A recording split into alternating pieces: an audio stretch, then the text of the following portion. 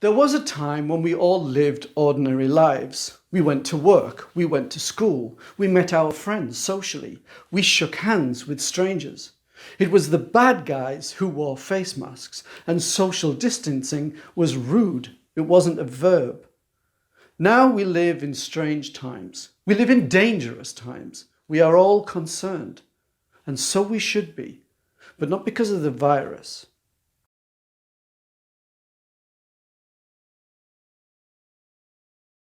The first, and arguably only, responsibility of government is to protect its people from an invading force or a deadly virus.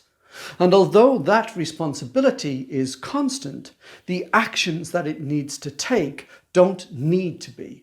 In fact, it shouldn't be. The reason for this is no better exemplified than with the United Kingdom, a country whose people are one of the most docile and complacent in the developed world. While citizens of other countries walk the streets and open spaces with trust from its government, the United Kingdom has more CCTV cameras pointing at its people than any other nation in Europe. In fact, the UK is third in the world, with only the huge land masses of China and the United States having more cameras. An estimated 500,000 cameras in London alone. Compare that with just the 25,000 in Paris. The UK has some of the harshest invading privacy laws in the world. And as nations around the world fight for their rights against tyranny, the United Kingdom stands alone in history as the one nation fighting not to support but to get rid of its human rights. In fact, the United Kingdom has gone further, placing into the highest political office the woman who championed more than anybody else the abolition of those human rights. From the European Court of Human Rights. Well, I've been very clear that we should be repealing the Human Rights Act, and very clear that nothing should be off the table in terms of looking at the European Convention on Human Rights. The next Conservative manifesto will promise to scrap the Human Rights Act.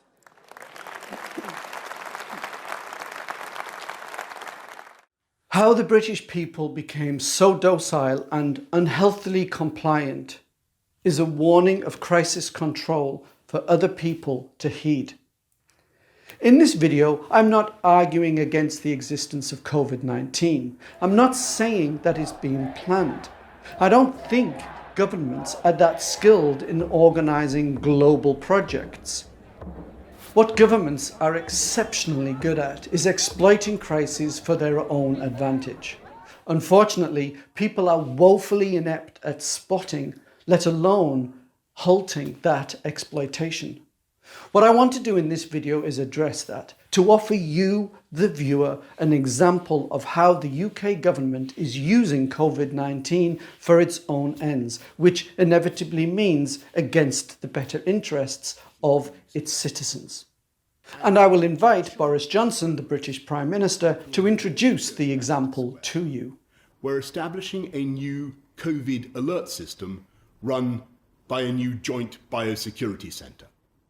There will be 5 alert levels. Level 1 means the disease is no longer present in the UK, and level 5 is the most critical, the kind of situation we could have had if the NHS had been overwhelmed. Over the period of the lockdown, we've been in level 4, and it's thanks to your sacrifice we're now in a position to begin to move in steps to level 3. And as we go, everyone will have a role to play in keeping the R down by staying alert and following the rules. And to keep...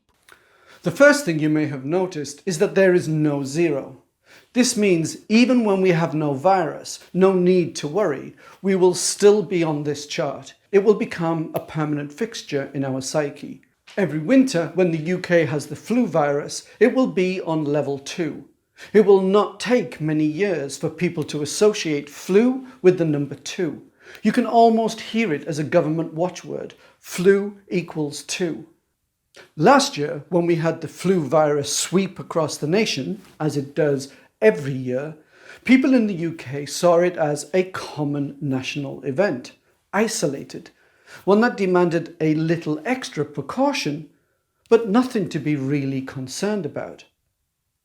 This winter, and all subsequent winters, British citizens will be made to see the annual flu, this normal event, as just 2 steps away from pandemic, forever closely tying an annual manageable flu to a global pandemic, just 2 steps away. Which brings me to the next psychological trick of this chart. You'll see that it has only 5 steps. But this is not by accident. This is a psychological design. We know why no virus is one. It keeps this chart in our minds. It keeps us concerned. Every winter, when there is the usual flu virus, we will automatically be at step 2. Step 3 represents an escalation. It is the only reason it's there. If we had 1 as no virus and 2 as a virus, then we would have a binary reality, just virus or no virus. A single year when we had a particular virulent strain of the flu would be seen as just that, a single year.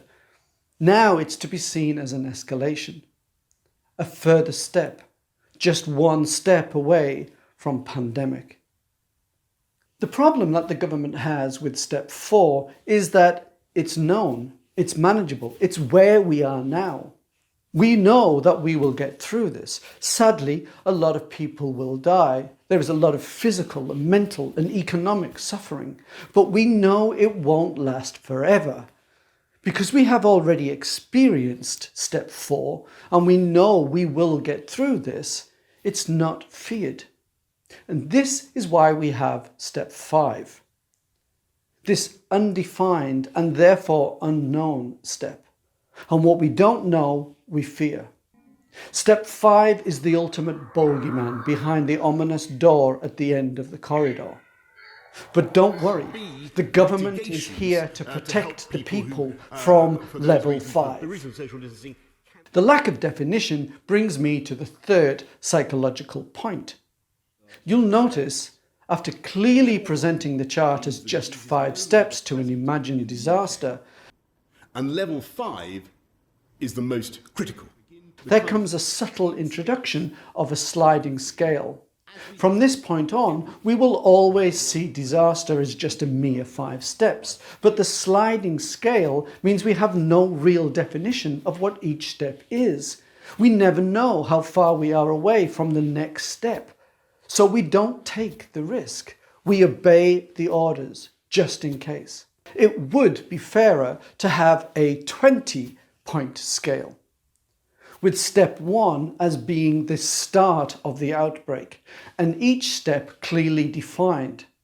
But that wouldn't work for a government, because if we found ourselves at, say, step 3, and that the pandemic that we are currently experiencing was step 12, we'd say to ourselves, we're at 3, the pandemic is at 12.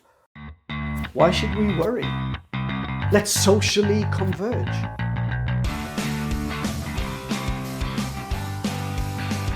So they give us a paltry 5 steps and never make it clear where we are in any given step, except for the first one. There was a time when we all lived normal lives, and we can go back to that time. It is the government's responsibility to ensure that we are protected from crisis. It is not the people's responsibility. It is the government's responsibility to ensure that we have the resources in place. It is their job. It is not our job. We can go back to normal lives, and a successful government is one that allows us to do so.